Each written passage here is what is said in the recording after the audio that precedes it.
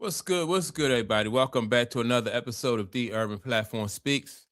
Make sure to like and subscribe as you tune into the channel. Check out the content.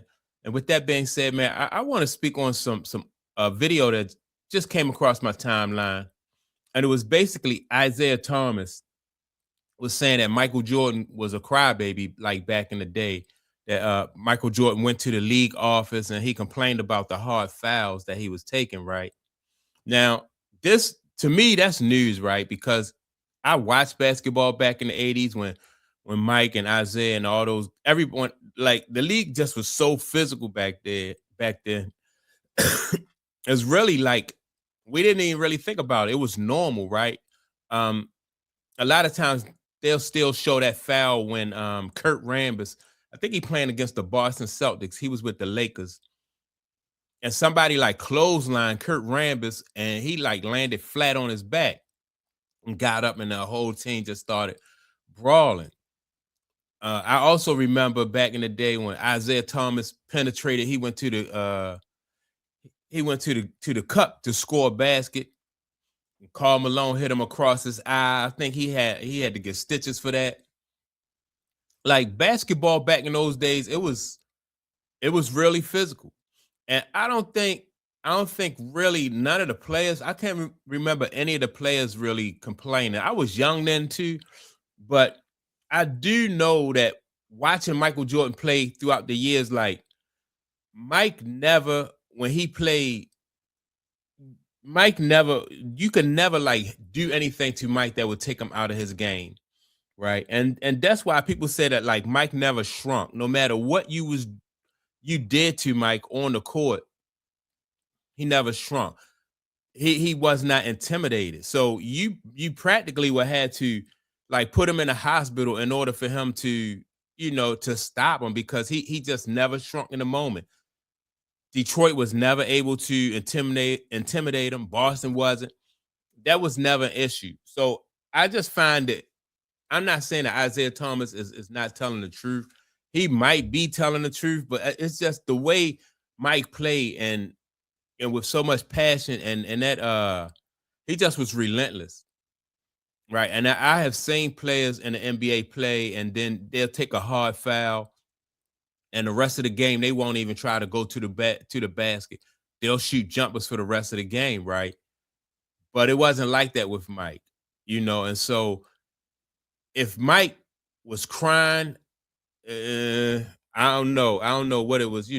I just can't believe it. But I do agree with Isiah Thomas when he says that everybody took hard fouls. Isaiah, like I said, I saw Isiah Thomas back on several occasions. Really, he used to get knocked down more than Dwayne Wade. So if y'all ever had it, for the younger listeners or people watching this, if you ever had the opportunity to watch Dwayne Wade play, it seemed like every other play Dwayne Wade was going to the floor. And it was the same way with Isiah Thomas, right? Every time he penetrated, he knew he was going to get hit. But that's just how basketball was. And just like I'm getting ready to play the audio of what Isiah Thomas said. And like he said, he didn't complain. And I find it hard to believe that Mike complained. But I'm gonna play the audio and and come back and give some my reaction.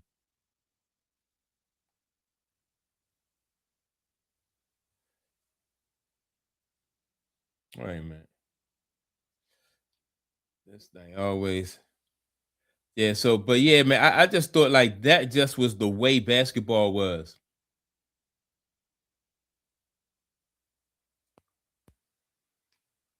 Line, he would cry. Real fouls too. Oh yeah, well, I was getting real fouls too. Now, Yeah. wait a minute. It wasn't like he was the only one Getting real fouls. getting real foul. Yeah. Back then, everybody was getting fouled, but Jordan was the only one still crying today. They hit it hard, they fouled hard, it was dirty. Look what they did. They show you all the clips, right? Yeah. And tell the world this how they played. Yeah. They'll never show you the game. Yeah.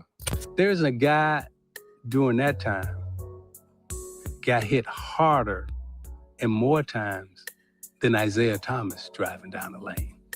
I got the scars for it. But I ain't never cried. Mm-hmm. I just got up, went Kept to the going. foul line.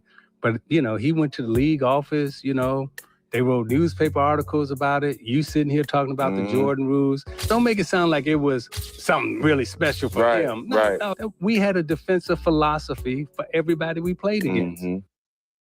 Now, I will agree with Isiah, like as far as the Detroit Pistons, their defensive philosophy was like no layups, right? No uncontested layups. So you had Bill Laimbeer, Rick Mahorn, John Sally, Dennis Rodman, Dennis Edwards, like all those guys, man, they would just knock the I don't know what out of you if you went to the goal, right?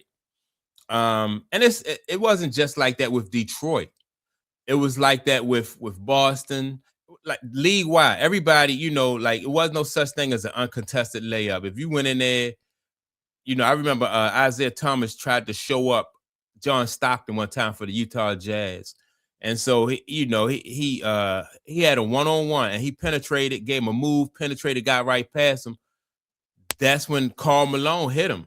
Karl Malone just hit him across the top of his eye, and you next thing you see a whole bunch of blood and everything. But I don't even know if I think it was I know it was a foul, but I definitely Karl Malone definitely didn't get suspended or anything. That just was how basketball was. But let's just say for the sake of argument that Isiah is right. Let's say for the sake of argument that Isiah, is like Mike went to the league office and Mike was complaining, which I never heard Mike complaining. If Mike complained and still played the way he played, man, I mean, what else can what else do you want from him? If I can see if Mike complained, because he want things to be easier, and the Detroit Pistons held Mike to, they held him under his average or something, for the whole series. He only scored like average like 8 points a game or something like that. That would be different.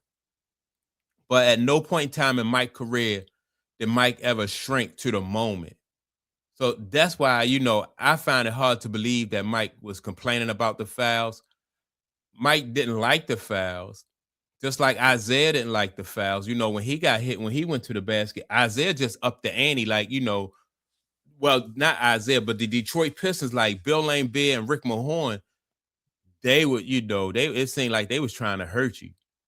They wasn't even playing basketball. It's like some of that stuff that they did was like wasn't even considered a basketball play. They wouldn't even go after the basketball. They'd just like hit you up around your head or swipe your legs from under you. So it's just that's how basketball was during those days, especially like once you got into the playoffs, it was like all bets is off. Everybody, whatever you have to do to win, wasn't no showing people up. That's why I like in today's basketball game, when you see guys come down, hit a basket, and then they go back up the court showboating, you're like, what in the world? Because I remember, who was the first guy? What's the guy named Antoine Walker played for the Boston Celtics, and he used to do like that little shimmy thing after he scored a basket. Or who else used to do it?